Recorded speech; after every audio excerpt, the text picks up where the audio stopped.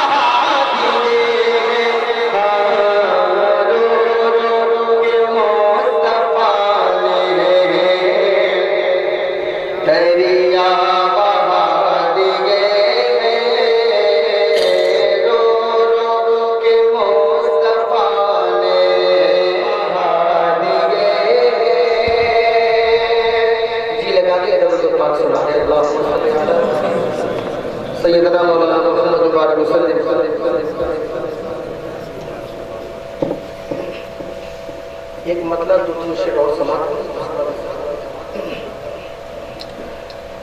نبیوں میں گلاب ہیں ذرا بولے سبحان اللہ نبیوں میں گلاب ہیں نبیوں میں گلاب ہیں رش کے باغتاب ہیں نبیوں میں گلاب ہیں رش کے باغتاب ہیں رب کا انتخاب ہے رب کا انتخاب ہے رب کا انتخاب ہے رب کا انتخاب ہے میرے نبی بس میرے نبی لا جواب میرے نبی لا جواب میرے نبی لا جواب میرے نبی لا جواب میرے نبی لا جواب میرے نبی لا جواب ٹکڑے ٹکڑے چاند کے ٹکڑے ہوئے جو چاند کے ذیشان ہو گئے ٹکڑے ہوئے جو چاند کے ذیشان ہو گئے دنیا کے ساتھ بھی حیران ہو گئے میرے نبی لا جواب میرے نبی لا جواب میرے نبی لا جواب میرے نبی لا جواب اب سے ساتھ نے ذرا بولے سبحان اللہ یاقوت میں ہیروں میں ستاروں کی چمک میں یاقوت میں ہیروں میں ستاروں کی چمک میں اس چہرے کے جیسا کوئی چہرہ نہ ملے گا یاقوت میں ہیروں میں ستاروں کی چمک میں اس چہرے کے جیسا کوئی چہرہ نہ ملے گا اس چہرے کے جیسا کوئی چہرہ نہ ملے گا دنیا کے کسی کونے میں تم ڈھونڈ لو جا کر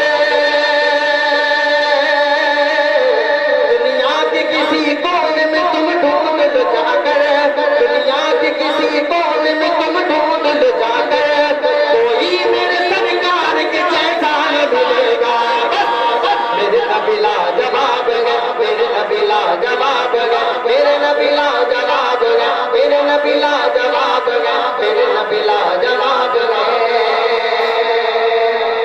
آخری شیخ سماعت کے محبوب ہے کیا صلی علی نام محمد صلی اللہ تعالی علیہ وسلم محبوب ہے کیا صلی علی نام محمد کسی عادل کی جلا نام محمد محبوب ہے کیا صلی علی نام محمد کسی عادل کی جلا نام محمد یہ نام کوئی کام بگڑنے نہیں دیتا یہ نام کوئی کام بگڑنے نہیں دیتا یہ نام کوئی کام بگڑنے نہیں دیتا بگڑے بھی بنا دیتا ہے یہ نام محمد بس میرے نبی لا جواب میرے نبی لا جواب میرے نبی لا جواب میرے نبی لا جواب نبیوں میں گلاب ہے عشق مانگتاب ہے رب کا انتخاب ہے میرے نبی میرے نبی میرے نبی لا جواب میرے نبی لا جواب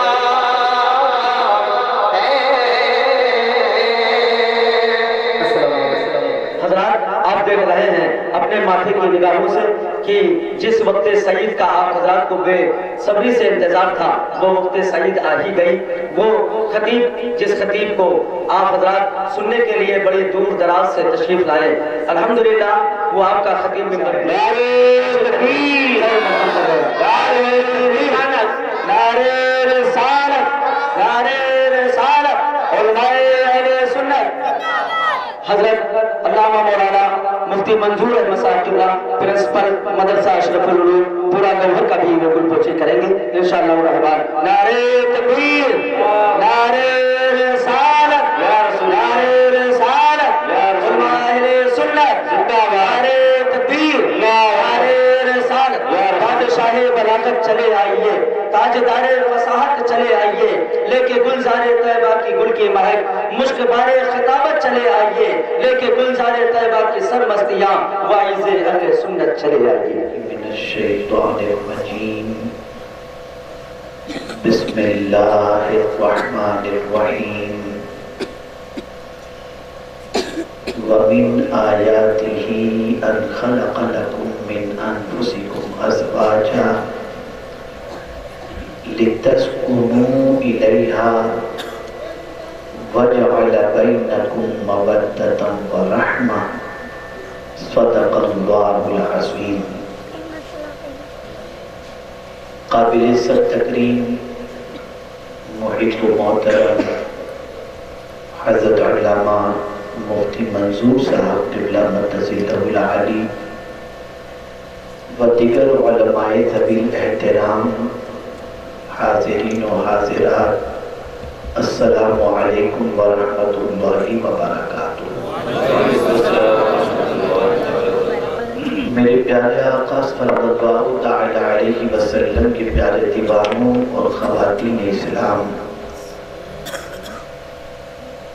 جس آیے کریمہ کی تلاوت کا میں نے شرف حاصل کیا، اس سے متعلق کچھ معروضات پیش کرنے سے پہلے آقائے کریم رؤوف الرحیم علیہ التحیۃ والتسلیم کی بارگاہ بے کس پناہ میں جس طریقے سے پڑھاؤں، مرد حضرات بلند آواز میں اور خواتین اسلام پست آواز میں درود و سلام کا نذرانہ پیش کریں۔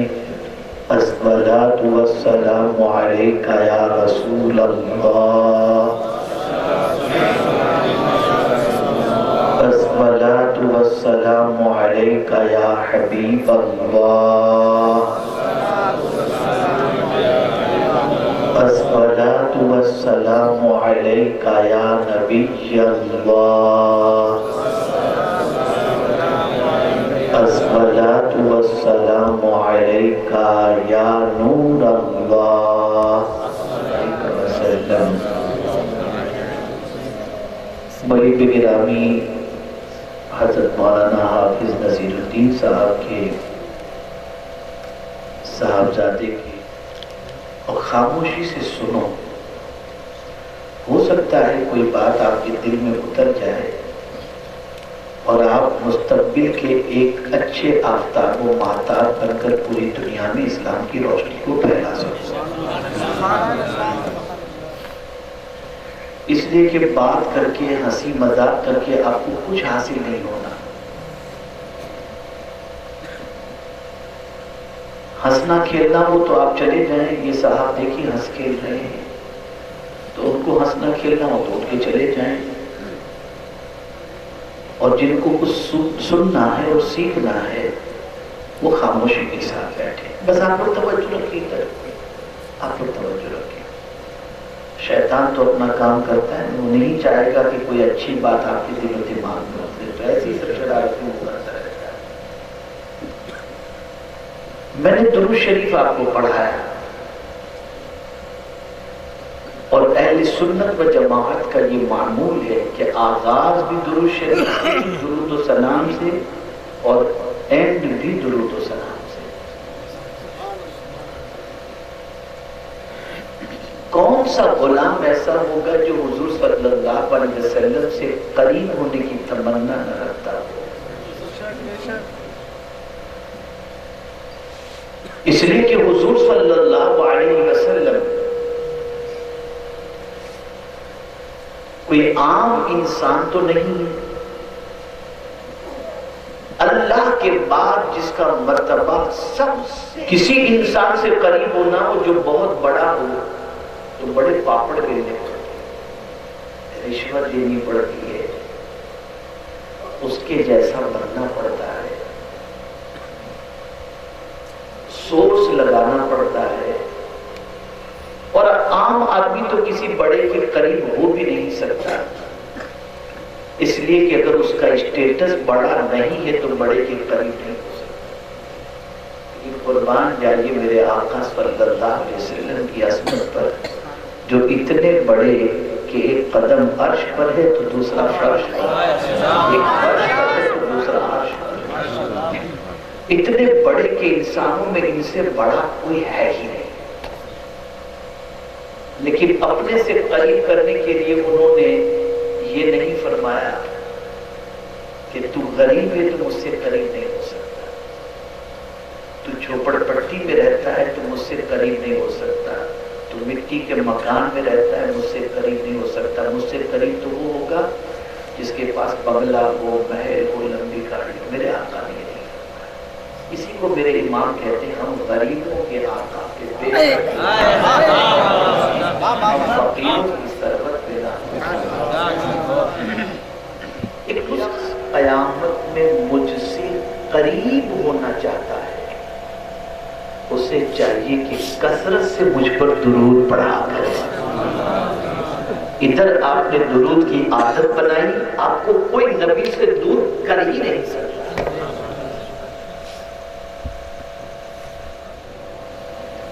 یہ دلائل الخیرات شریف جو درود شریف کا مجموعہ ہے، اس کو ترتیب دینے کی تحریک کیسے ملی اور کیا سبب بنا اس کا؟ تو صاحب دلائل الخیرات شریف فرماتے ہیں کہ میں اپنے ساتھیوں کے ساتھ سفر پر تھا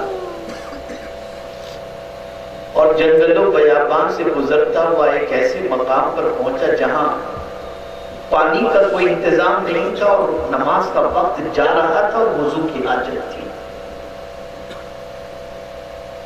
بس اور بالٹی بھی نہیں، ڈول بھی نہیں، پانی نکالے تو کیسے نکالے؟ تو فرماتے ہیں کہ اسی ششوپن میں تھے کہ دور سے ایک چھوٹی سی بچی، میری بہن خاص طور پر سنی، ایک چھوٹی سی بچی جس کی عمر 7-9 سال کی کم و بیش ہوگی، وہ دوڑتی ہوئی آئی اور آ کر کے کہتی ہے بابا آپ کا چہرہ تو بڑا نورانی ہے لیکن آپ پریشان نظر آ رہے ہیں، کیا پریشانی ہے آپ کو؟ تو وہ بزرگ فرماتے ہیں بیٹیا پریشانی یہ ہے کہ نماز کا وقت جا رہا ہے، کنواں تو مل گیا، رسی اور بالٹی ہمارے پاس نہیں کہ پانی نکال کر وضو کر کے ہم نماز پڑھیں۔ بچی مسکرائی اور کہنے لگی بابا بس اتنی سی بات سے پریشان؟ بزرگ نے فرمایا ہاں بیٹا وقت جا رہا ہے۔ کہا ٹھیک ہے۔ بچی آئی کنویں کے دہانے پر اور کچھ پڑھا اور پڑھ کر اس کنویں میں تھوک دیا، کنویں کا پانی جوش مارتا ہوا اوپر آ گیا اور بہنے لگا۔ وہ اللہ والے وضو کیے، سارے ساتھیوں نے وضو کیا، کہا بیٹی جانا مت تو، اب نماز پڑھو دوسرے بات کر۔ نماز ادا کی، اس کے بعد اس بچی سے پوچھا کہ بیٹی یقیناً ہم پریشان تو تھے لیکن تو بہت باکمال بچی نظر آ رہی ہے، بیٹی تو کیا پڑھ کر کے اس کے اندر تھوک دیتی جس کی وجہ سے یہ پانی جوش مارتا ہوا ہے؟ اس نے کہا کہ یہ میرے تھوک کا کمال نہیں، یہ میں نبی پر جو درود پڑھی اس کا کمال ہے۔ سبحان اللہ۔ صاحب دلائل الخیرات شریف نے اس سے پوچھا کہ بیٹی کون سا درود تو نے پڑھا؟ اس درود کو انہوں نے، اس بچی نے بتایا اور پھر اس کے بعد اس درود کو صاحب دلائل الخیرات شریف نے دلائل الخیرات شریف کے اندر اس کو شامل کیا۔ عرض کرنے کا منشا یہ ہے کہ پہلے کی مائیں اپنی بچیوں کو درود سکھاتی تھی اور آج مجھے نہیں معلوم کیا سکھاتی، آج مجھے نہیں معلوم میں کیا بتاؤں، ہوگی کچھ مائیں سکھاتی ہوں لیکن زیادہ تر مائیں خود اپنا جائزہ احتساب کریں کہ وہ کیا سکھاتے ہیں۔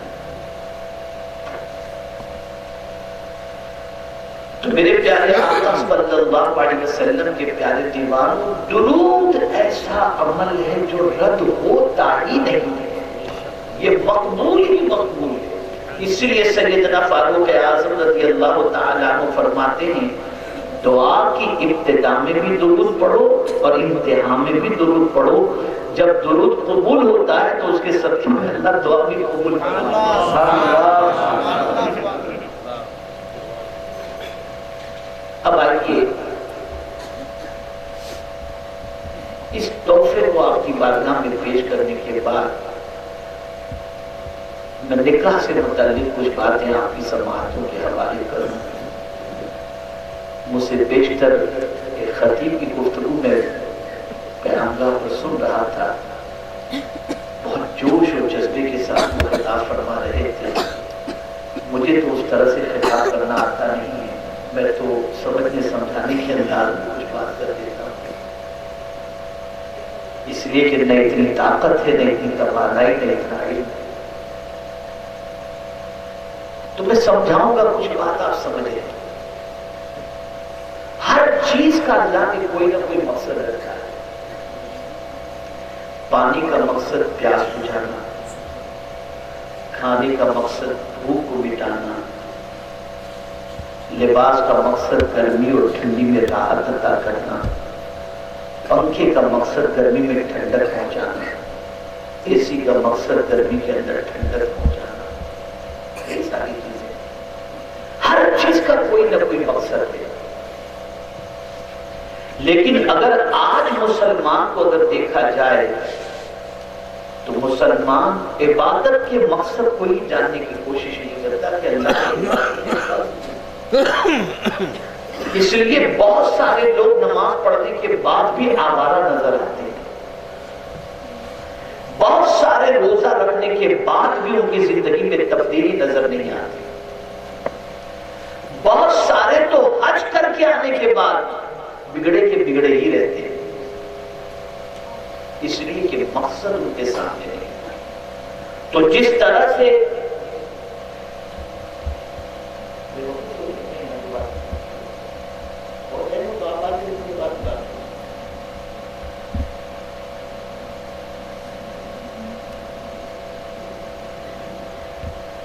تو جس طریقے سے عبادات کے مقاصد کو انسان نے اپنے پیش نظر نہیں رکھا، ایسے ہی نکاح کے مقصد کو بھی انسان نے پیش نظر نہیں رکھا. کوئی بھی حکم اللہ نے بغیر مقصد کے نہیں عطا فرمایا. ہر چیز کا مقصد ہے. اب جاتے ہیں نماز پڑھنے کے لیے، ٹوپی اٹھائی، سر پر رکھی،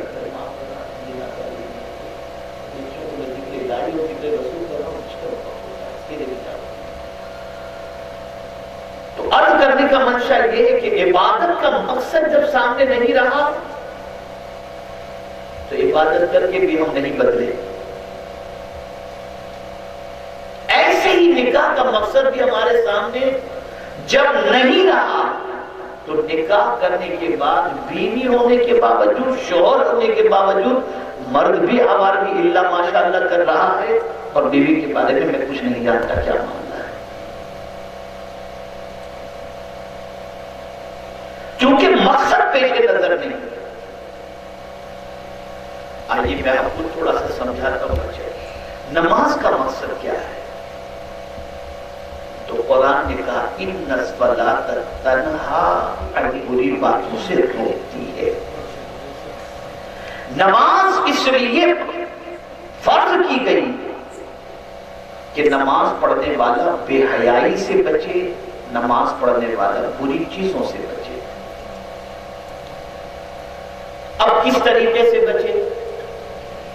آخر یہ کھڑے رہنے میں، رکوع کرنے میں، سجدہ کرنے میں ایسی کیا چیز ہے جس کی وجہ سے یہ ادا ہمیں برائی اور گناہ سے بچا لے؟ اس کی وجہ سب سے بڑی یہ ہے کہ آقا کریم صلی اللہ علیہ وسلم نے ارشاد فرمایا نماز اس طرح تصور قائم نہ ہو سکے تو یہ تصور قائم کرو کہ خدا تمہیں دیکھ رہا ہے. یہ نماز کا مقصد. جب یہ تصور دماغ کے اندر بیٹھ گیا کہ میری ادائیں میرا مولا دیکھ رہا ہے، میری بندگی مولا دیکھ رہا ہے، اب اس تصور کے دماغ میں آنے کے بعد آپ کی طبیعت اندر سے کہے گی اللہ صرف نماز. اب میں آپ سے پوچھنا چاہتا ہوں کہ کیا باپ دیکھ رہا ہو تو آپ گناہ کریں گے؟ ماں دیکھ رہی ہو تو آپ گناہ کریں گے؟ پیر صاحب استاد یہ دیکھ رہے ہوں تو آپ گناہ کریں گے؟ نہیں کریں گے. اسی لیے انسان جب گناہ کرنا چاہتا ہے نا تو چھپ کر کرتا ہے. اور اب تو اللہ معلوم کیا بتاؤں، چھپنے کا معاملہ بھی اور چھپانے کا کیا چھپا رہی ہیں ایک دوسرے سے.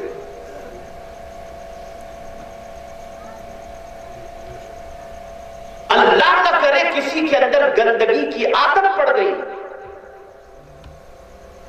تو وہ سب کے سامنے گندی پکچر نہیں دکھتا، رضائی کھینچتا ہے، پھر چھپ کر کے پکچر دکھتا.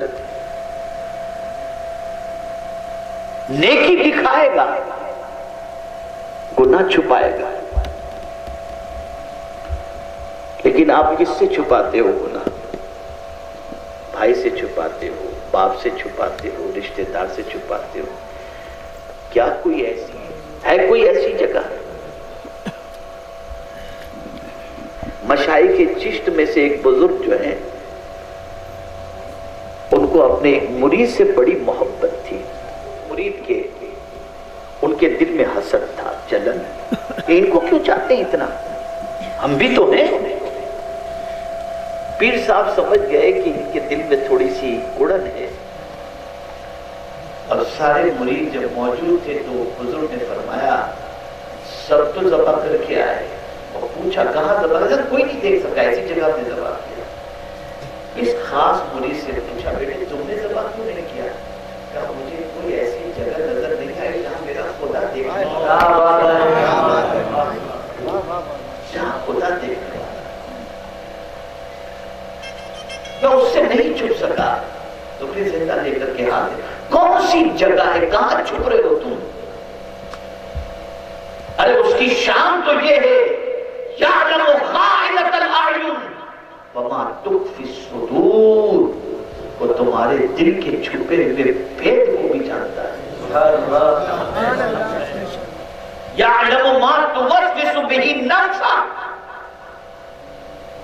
وہ تمہارے دل کے وسوسے کو بھی جانتا ہے. اسے کوئی چیز چھپی نہیں، کوئی چیز چھپی نہیں. تو نماز کا مقصد یہ ہے کہ بندہ گناہوں سے بچے.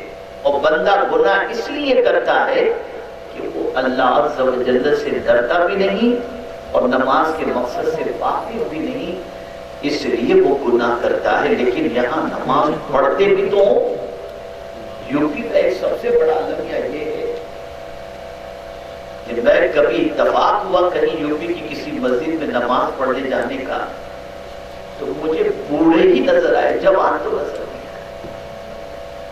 جوان وہ سمجھتے نماز 60 سال کے بعد فرض ہے. کیا ہو گیا ہے آپ کو؟ نعرے لگانے سے، امام عشق و محبت کی محبت کا دامن تھامنے کی بات کرنے سے کام نہیں چلے گا. اعلیٰ حضرت نے تو زمین کو جھنجھوڑا، دن لب میں کھونا تجھے، شب صبح تک سونا تجھے، شرم نبی خوف خدا یہ بھی نہیں وہ بھی. اعلیٰ حضرت نے تو زمین کو جھنجھوڑا کہ دن کھیل کود میں تو گزار رہا ہے، رات مست سونے میں تو گزار رہا ہے. تجھے نہ تیرے نبی کی شرم ہے نہ تیرے دل میں اللہ کا خوف ہے. یہ بھی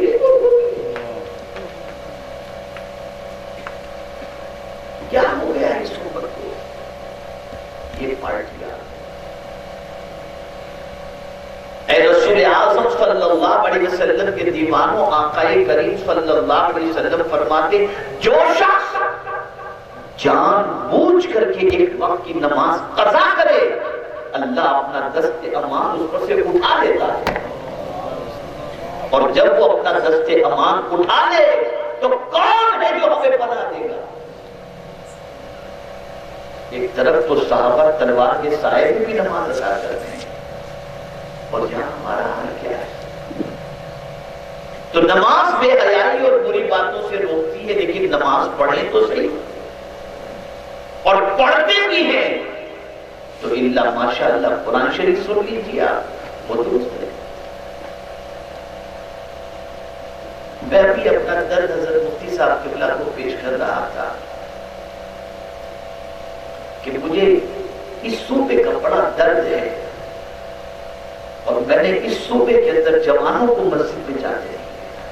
اللہ ماشاءاللہ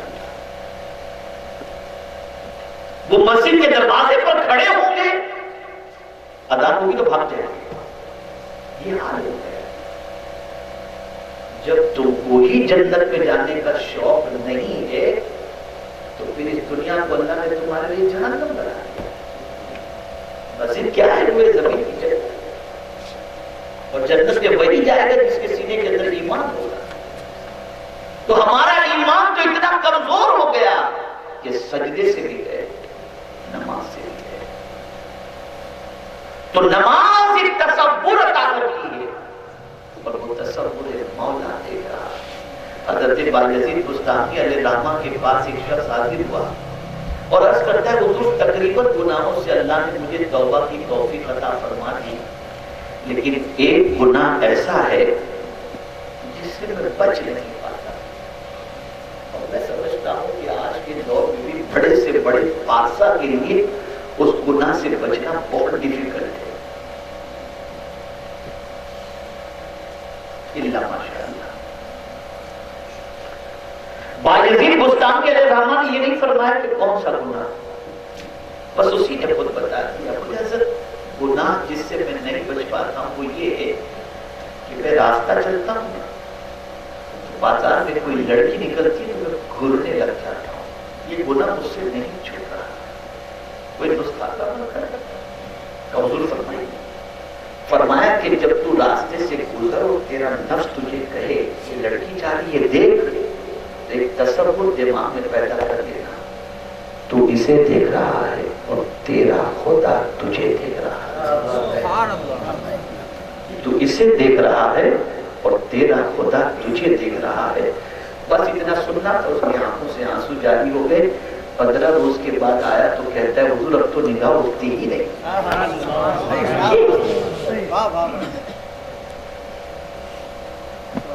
تو نماز گناہ سے روکنے کے لیے ہے. روزہ کیوں ہے؟ اس میں بھی بڑی اللہ کے دیکھنے کا تصور ہے. مقصد ہے تقویٰ. یا ایھا الذین آمنوا کتب علیکم الصیام کما کتب علی الذین من قبلکم لعلکم تتقون. روزہ اس لیے کہ تاکہ تم پرہیزگار بن جاؤ. اب آپ دیکھیے نا، کسی نماز کے بعد آپ کسی کو دعا کرتے ہوئے اس طریقے سے نہیں دیکھیں گے جس طریقے سے افطار کے وقت روزے دار دعا.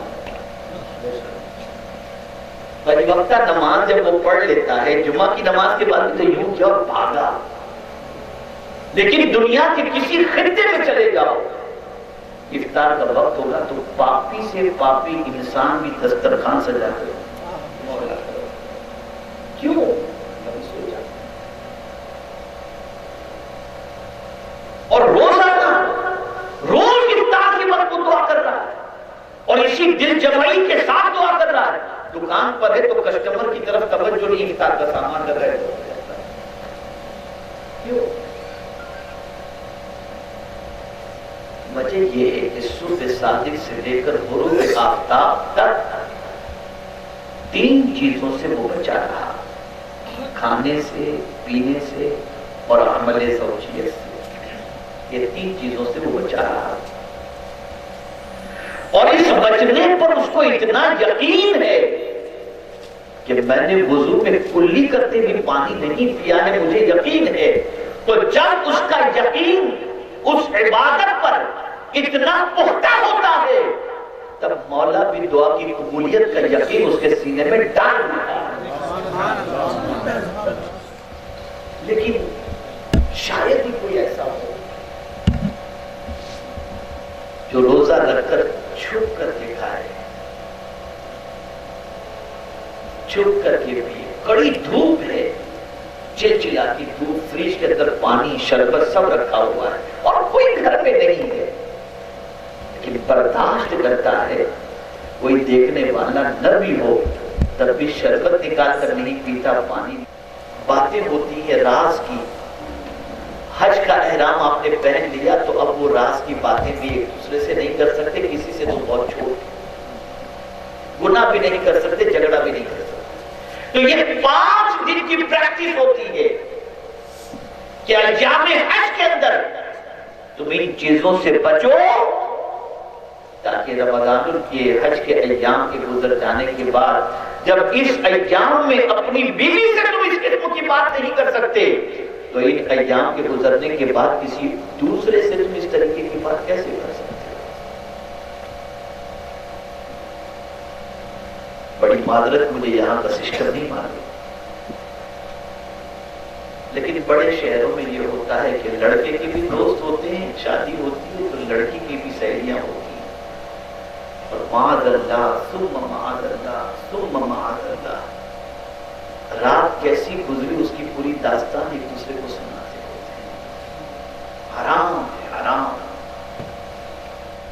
बीती हुई रात का तज़किरा नहीं कर सकते,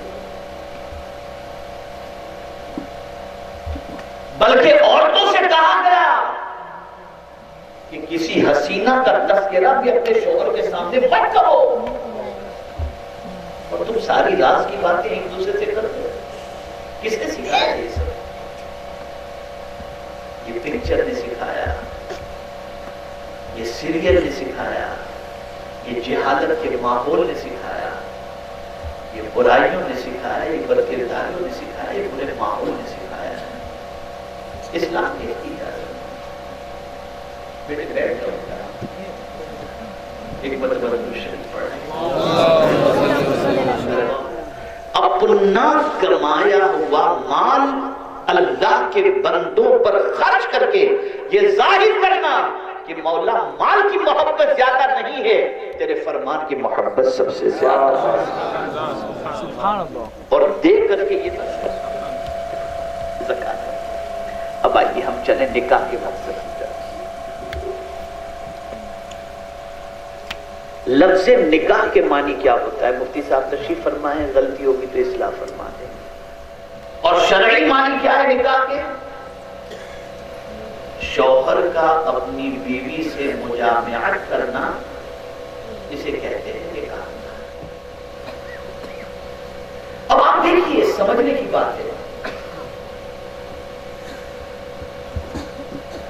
कि चूंकि एक ही मकसद पेश नजर, तो निकाह तो हो जाएगा, लेकिन सवाब नहीं मिलेगा अगर मकसद सिर्फ ये हो कि मैं अपनी बीवी से सोहबत करने के लिए निकाह, मकसद सवाब नहीं मिलेगा। निकाह हो जाएगा। हुज़ूर सदरुल शरिया अलैहि रहमतुल्लाह व रिज़वान ने बहार शरीयत में फरमाया कि जब तक के निकाह करने वाला ये नीयत न करे कि मैं नबी की सुन्नत पर अमल करने के लिए निकाह कर रहा हूं, उस वक्त तक वो सवाब से मालामाल नहीं हो सकता। उसे नीयत करनी पड़ेगी मैं नबी की सुन्नत पर। ये है निकाह।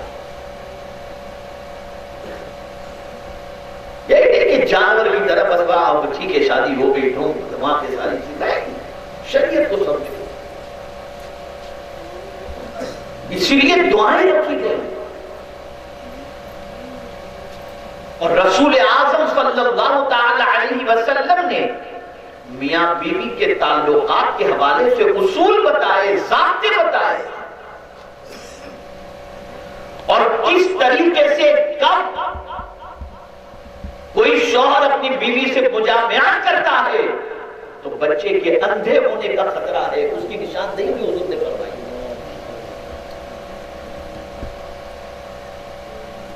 तरीके हुजूर सल्लल्लाहु अलैहि वसल्लम ने अता फरमाए, और सिर्फ इसलिए अता फरमाए कि कुरान ने कहा लक़द कान लकुम फी रसूलिल्लाहि उस्वतुन हसनह।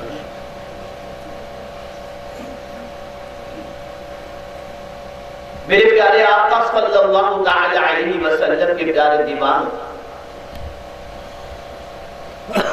तो निकाह से पहले नियत करो।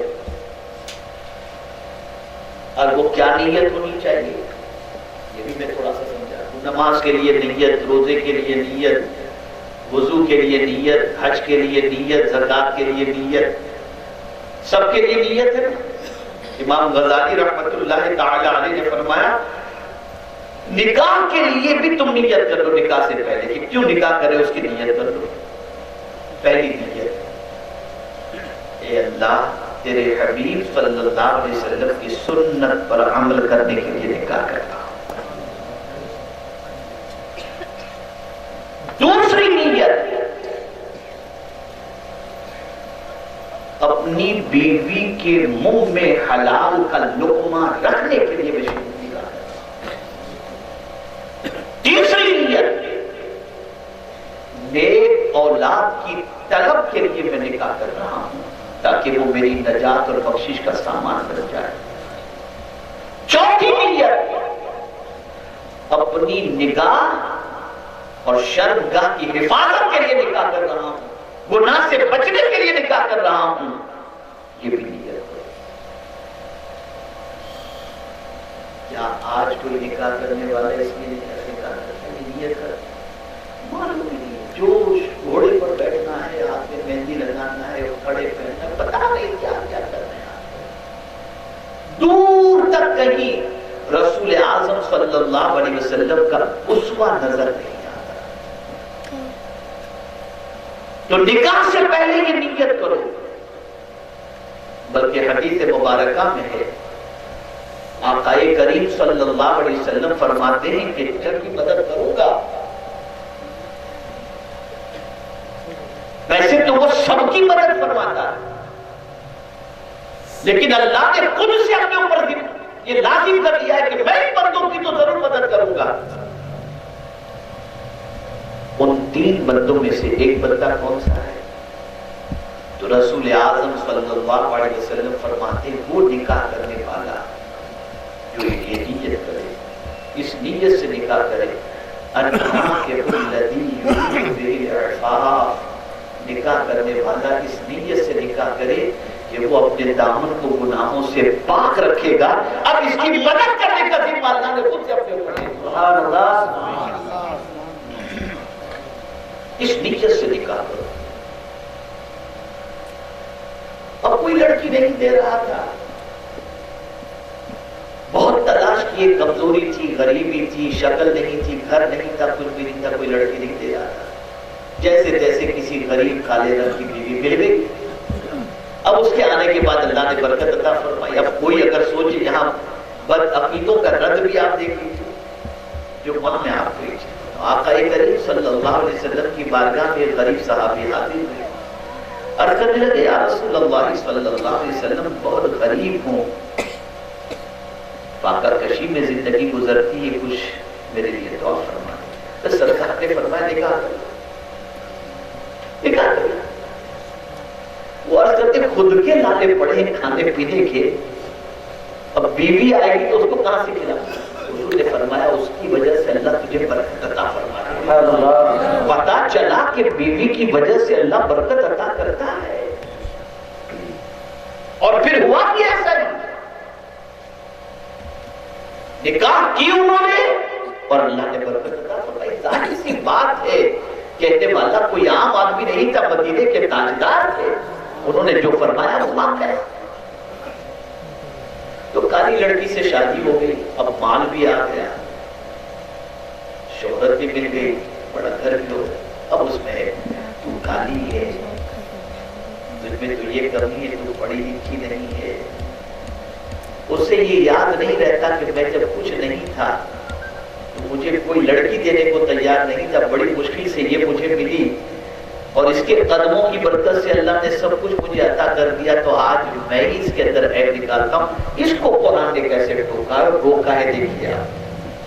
یہ ہے قرآن. وَعَاشِرُهُنَّ بِالْمَعْرُوفِ فَإِن كَرِهْتُمُوهُنَّ فَعَسَىٰ أَن تَكْرَهُوا شَيْئًا وَيَجْعَلَ اللَّهُ فِيهِ خَيْرًا كَثِيرًا.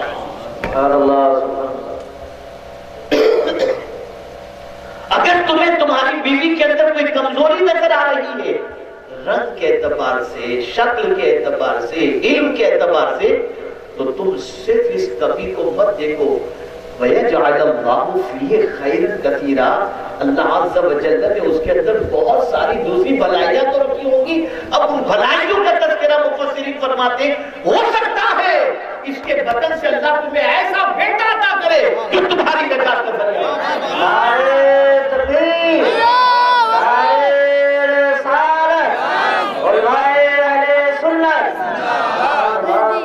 جو تمہاری آنکھوں کی ٹھنڈک بن جائے, جو تمہارے سکون کا سبب.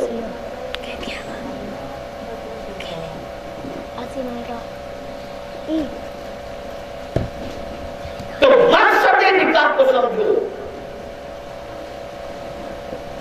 اور جب نکاح ہو گیا اور آپ کے عقد کے اندر کوئی بچی اپنا گھر بار چھوڑ کر کے, ماں باپ کو چھوڑ کر کے آ گئی, تو پوری دنیا میں اچھے بن کے گھومتے رہو اور دنیا کے بہت اچھے آدمی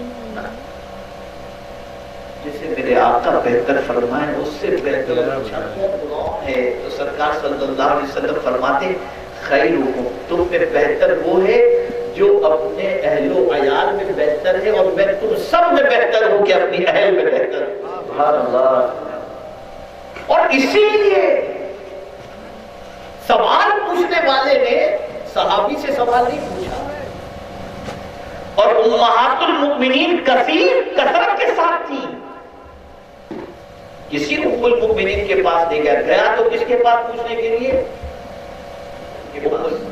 और वो कमाली थी। सरकार के अब्द में आने वाली उम्महातुल मुमिनीन जितनी थी, उनमें कमाली की हैसियत से रसूल आज़म के निकाह में जो आई थी वो तनहा उम्मुल मुमिनीन हज़रत आयशा सिद्दीक़ा रज़ियल्लाहु अन्हा।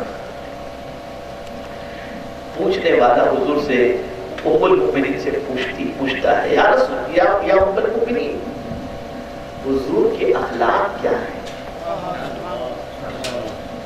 तो मेरे आका सल्लल्लाहु अलैहि वसल्लम ने फरमाया, काना उम्मुल मुमिनीन ने फरमाया, काना खुलुकुल कुरान, जो कुछ कुरान में है उसकी तस्वीर देखनी हो तो मेरे मुस्तफा को देखो। अब ये सुनने के बाद हर बीवी मई के हफ्ते में एक बार जाकर के सबसे पहले अपनी माँ के सामने क्या करती है? आज के दौर में शोहर की शिकायत, बहुत मारता है, बहुत ज्यादती करता है, खर्चा नहीं देता, बहुत परेशान करता है, बहुत काम करवाता है, इसकी माँ ऐसी, इसके भाई ऐसे, इसके ये ऐसे। शायद ही कोई घर ऐसा होगा आप बेहतर नहीं हो, लेकिन आपकी जिंदगी का साथी आपको बेहतर करे, समझ लो हुजूर के फरमान की रोशनी में आप बेहतर हो।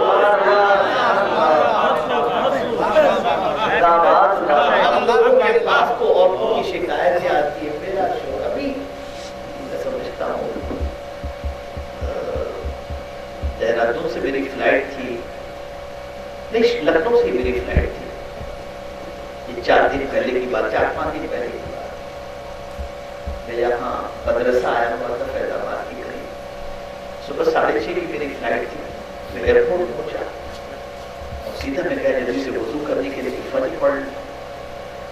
जैसे ही वजू करके बाहर निकला तो एक नकाबपोश खातून दौड़ते हुए आए, हज़रत मैं आपकी बहुत बयान सुनती हूँ, मेरे शोहर की। मैंने गर्दन नीचे करके उससे पूछा कि क्या बात है? मैं आपको गलत रास्ते पे शिका।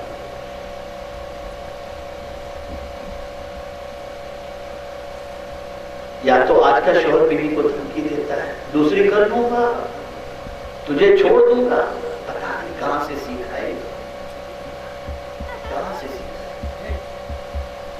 आप नहीं जानते शरीके हयात के साथ अच्छे सुलूक पर अल्लाह क्या अता करता है। मैं आपको बताऊं, हजरत मूसा अलैहिस्सलाम की अहलिया हजरत सारा रज़ियल्लाहु, हजरत मूसा अलैहिस्सलाम की अहलिया जो है वो 19 से थी और ठंडी बहुत शदीद थी। तो हजरत मूसा अलैहिस्सलाम से उनकी अहलिया ने अर्ज किया कि बहुत ठंडी लग रही है, कहीं से कुछ आग वगैरह का इंतजाम हो जाए तो मैं थोड़ी सी तापनी वगैरह ले लूं, जिससे मुझे थोड़ी सी राहत नसीब हो जाए। हजरत मूसा अलैहिस्सलाम आग की तलाश में देखा तो कोई दूर पर कुछ चमक रहा था, सोचे कि यहाँ आग, गए लेने आग, मिल गई नबूवत। गए आग लेने के लिए और मिल गई नबूवत, और ज़हन मिला कि अपनी शरीके हयात के लिए कुछ इंतजाम करने के लिए जाना ये गुनाह का काम नहीं है, ये जोरू का गुलाम इसको नहीं कहते, ये उसका हक है जो तुम अदा कर रहे हो, उसका हक है। लेकिन ऐसा भी नहीं कि वो कहे कि माँ को निकाल दो तो तुम निकाल दो, वो कहे बाप को निकाल दो तो बाप को निकाल दो। औरत के लिए सबसे बड़ा मकाम उसके शौहर का है, और मर्द के लिए सबसे बड़ा मकाम उसकी माँ का। अपनी माँ की दिल आजारी न करे, माँ को न दुखाए, और अगर सही मानों में कोई बहू बन करके आई है और चाहती है कि घर में रानी की तरह रहे, नौकरानी की तरह नहीं, रानी की तरह रहे, नौकरानी की तरह नहीं, तो उसको चाहिए कि कभी अपने शौहर को माँ बाप के खिलाफ गलगलाए नहीं, हमेशा अपने शौहर को माँ बाप की खिदमत और उनके हक अदा करने की ताकीद करे। मैं यकीन के साथ कहता हूँ उसके घर के अंदर कभी परेशानी नहीं होगी, घर گھر رکھ کے جنت میں ماں کو ڈر ہوتا ہے تو صرف یہی ہوتا ہے کہ میرے لگتے جگر کو یہ چھین نہ دے، جس کو میں نے بڑے بچپن سے پالا ہے، بڑا کیا ہے، سب کچھ کیا ہے۔ محبت کا سب ہو جاتی ہے نا، بیوی سے پہلے بچہ ماں ہی ہو جاتا ہے اور بیوی آئے گا ان خلق من انفسکم ازواجا، اس کی نشانیوں میں سے ایک نشانی ہے کہ اس نے تم کو پیدا کیا اور تمہیں میں سے تمہارے لیے جوڑا پیدا کیا۔ بیوی شوہر کی بائیں پسلی جو اوپر کی ہے اس سے پیدا ہوئی، ٹیڑھی کی ٹیڑھی رہتی، وہ ٹیڑھی رہتی، لیکن ہوتا یہ ہے کہ وہ ٹیڑھی پسلی ہی دل سے قریب ہے، وہی ٹیڑھی پسلی دل سے قریب ہے۔ اللہ نے سر سے کیوں عورت کو پیدا نہیں فرمایا، پیر سے کیوں پیدا نہیں فرمایا؟ یہ بتانے کے لیے کہ نہ جوتی بنانے کے لائق ہے، نہ سر چڑھانے کے لائق ہے، دل میں بٹھانے کے لائق ہے۔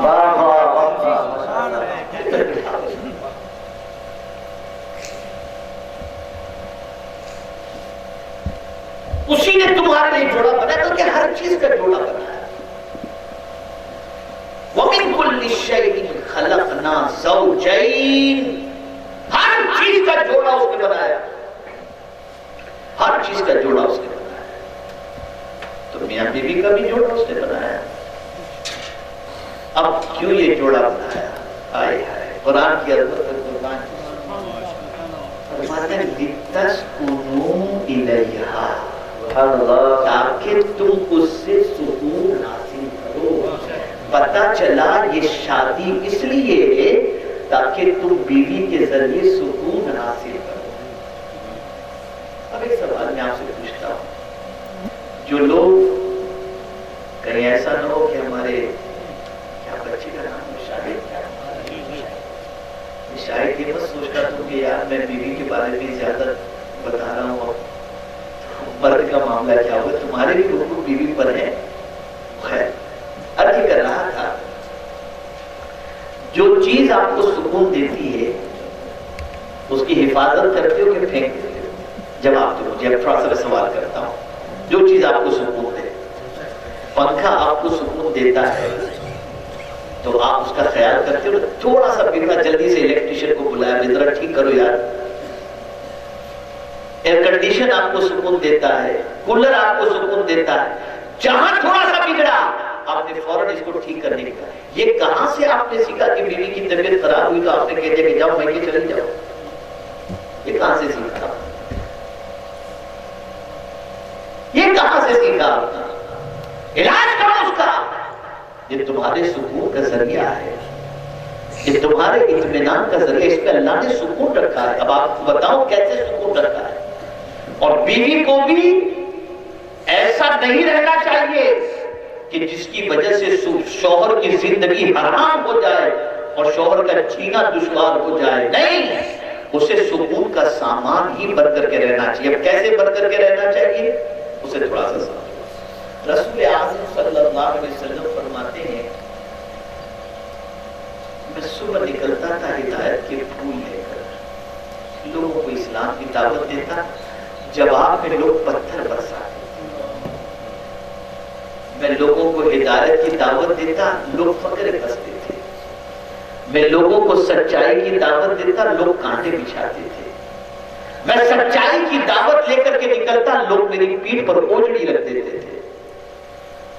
لیکن جب دن بھر دعوت کے کام سے تھک کر کے میں گھر آتا تو میری بیوی خدیجہ کے جملے مجھے تسلی دے دیا۔ پتا چلا شوہر اگر ٹینشن میں ہے تو بیوی کے تسلی کے جملے شوہر کے دل سے ہزاروں غم کو اتار دیتے ہیں اور شوہر کو ایک نیا حوصلہ ملتا ہے۔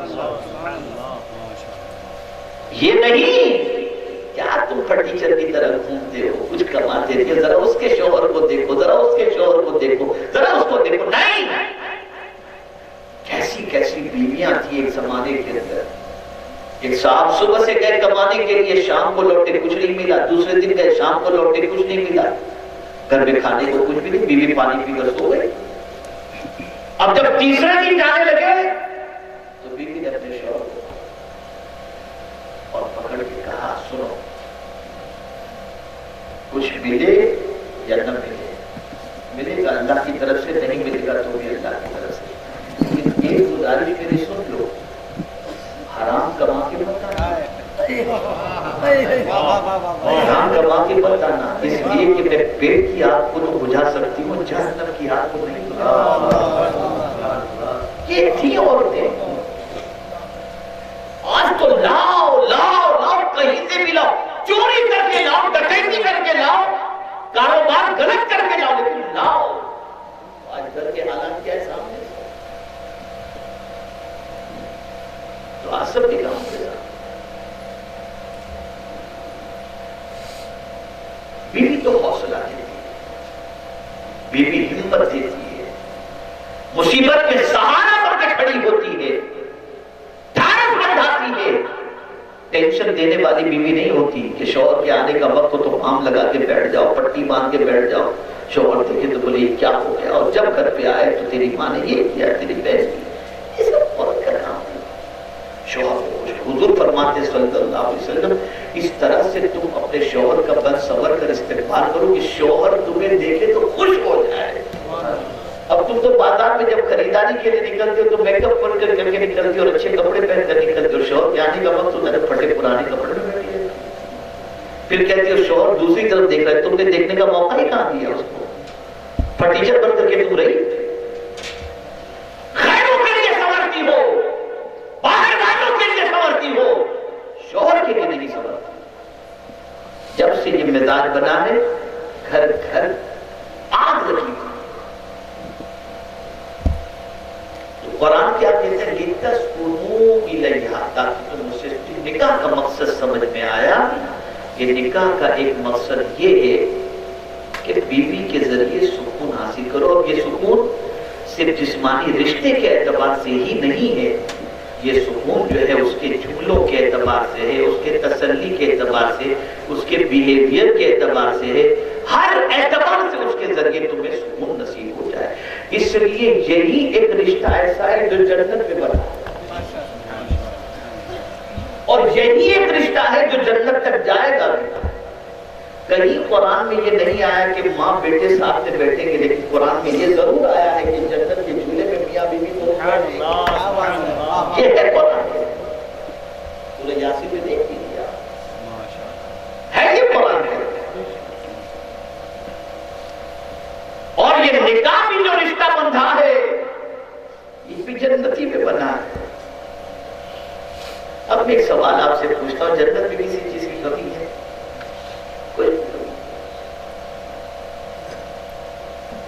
ٹینشن کی بات ہی نہیں، قرآن کے جنت مسوم فیہا نصب،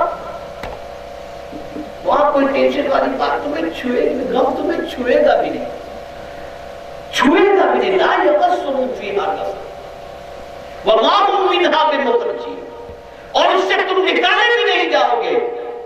یہاں سے تو آدمی نکالے جاتے ہیں، کچھ کیا کڑی پاڑ کرو، اس کو گاؤں سے نکال دو، مسجد سے نکال دو، شہر سے نکال دو، محلے سے نکال دو، ملک سے نکال دو۔ جنت میں ایک بار بندہ گیا تو نکالا ہی نہیں جائے گا، نکلنے کا ٹینشن ہی، خالدین فیہا ابدا، ہمیشہ اس میں رہنا۔ لیکن اس کے باوجود